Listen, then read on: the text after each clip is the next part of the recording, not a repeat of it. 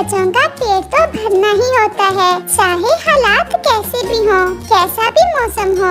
ये मम्मा पापा की जिम्मेदारी होती है मेरी जान कि वो अपने बच्चों की रक्षा करें और उन्हें भोजन दे।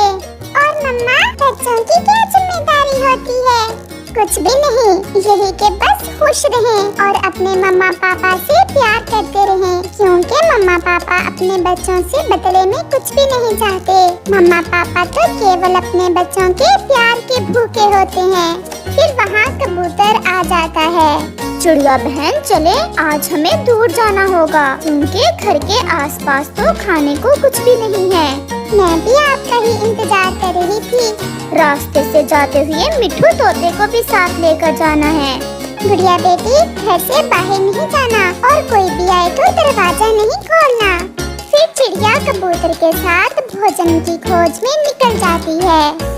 रास्ते में बैठा मिट्ठू तोता भी उनका इंतजार कर रहा था और फिर उन्हें देखकर मिट्ठू भी उनके साथ उड़ता है। वो जंगल के बाहरी हिस्से में पहुंच जाते हैं। सामने एक मकई का खेत था, जिसे देखकर उन सबके मुंह में पानी आ रहा था। चिड़िया बहन, क्यों ना आज इस मकई के खेत से कुछ मकई के भुट्टे ले लें। कबूतर भैया, ये मकई का खेत तो चील का है। सुना है वो चील किसी पक्षी को भी अपने खेत से मकई नहीं खाने देती। वो सामने चील बैठी हुई है, चलो हम जाकर पूछ लेते हैं। अगर मकई ना देगी तो फिर पूछने में क्या दिक्कत है।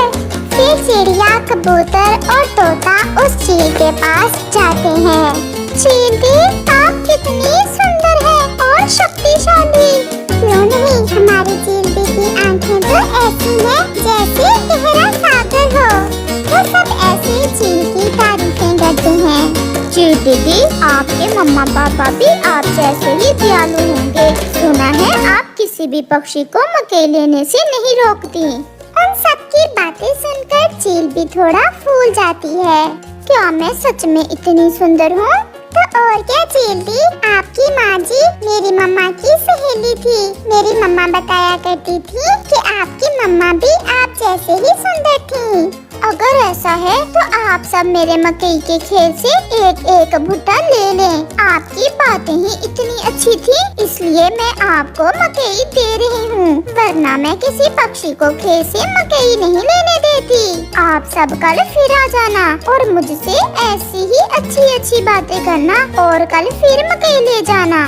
फिर चिड़िया, कबूतर और तोता एक एक मकई का भुट्टा लेते हैं और वापस होते हैं। कौवा भी भूखा मारा एक पेड़ पर बैठा हुआ था।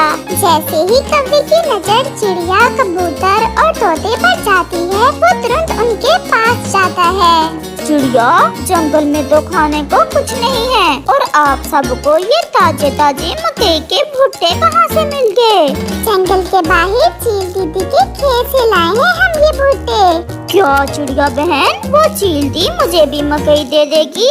कबूतर को शरारत सूझती है और वो कौवे से कहता है, जाओ जाओ, परंतु आपको जाकर चील से ऐसा कहना होगा। क्या क्या कहना होगा? कबूतर बताओ बताओ।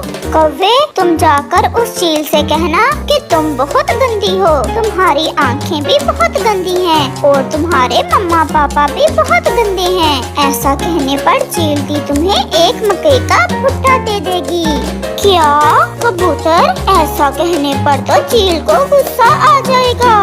तोता भी कबूतर की शरारत समझ जाता है और वो कौवे से कहता है, नहीं नहीं, उस चील को उल्टा समझ आता है। जब आप ऐसा कहोगे तो वो उसका मतलब उल्टा समझेगी, यानी वो बहुत अच्छी है और उसके मम्मा पापा भी बहुत अच्छे हैं। कौवा और कोई बात सुने बिना वहाँ से उड़ता है और सीधा चील के पास जाता है। तोते और कबूतर भैया, आज तो कौवा पिटेगा और बहुत पिटेगा उस चील से। इसकी पत्नी और ये भी मुझे हर समय गंदी आंखों वाला कहते हैं। मुझे तो कौवे को पिटता देख बहुत मजा आने वाला है।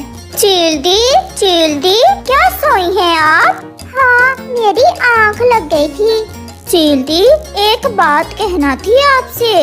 कहो कहो कौवे, क्या बात है?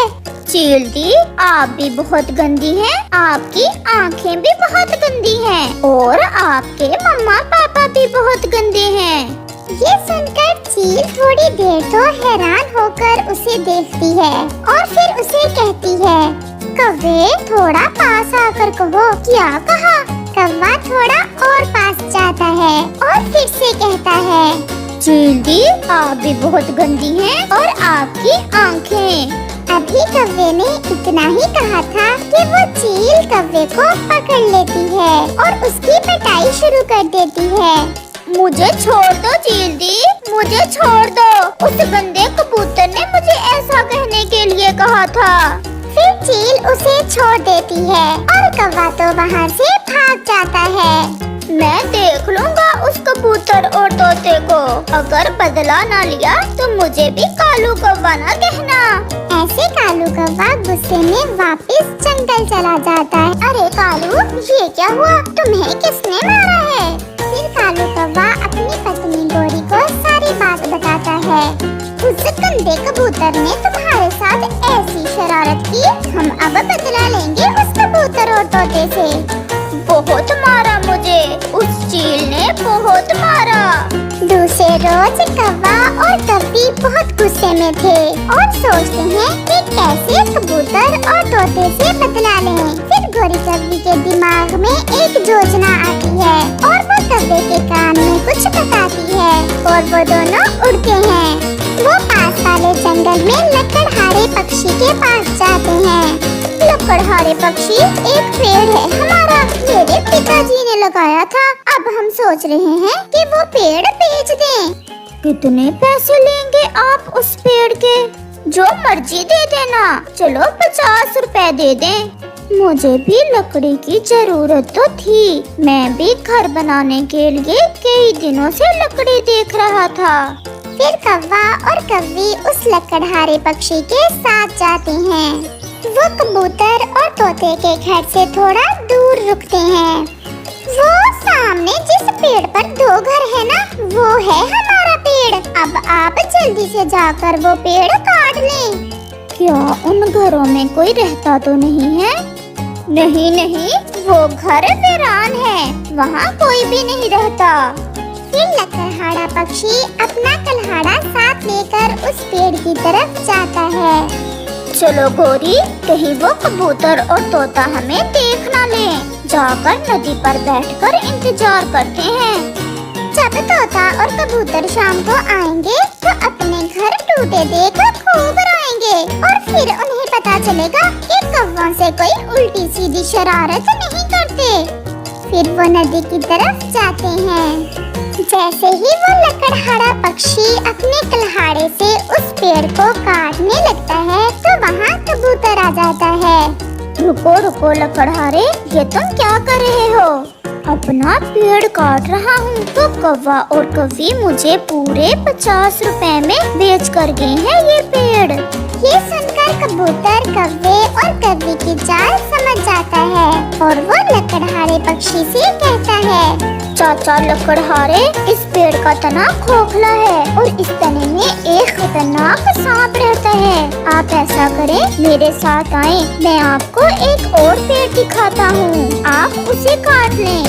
सांप का नाम सुनकर वो लकड़हारा पक्षी भी डर जाता है। वो कौवा और कौवी इस पेड़ को काटने के लिए आपके पास इसलिए गए थे, जब पेड़ कटेगा तो वो सांप भी यहाँ से भाग जाए। नहीं नहीं, मैं ये पेड़ नहीं काटूंगा, आप मुझे वो दूसरा पेड़ ही दिखा दें। तो फिर चलें। फिर कबूतर उस लकड़हारे को उस पेड़ के पास ले जाता है जिस पर कौवे और कौवी का घर था।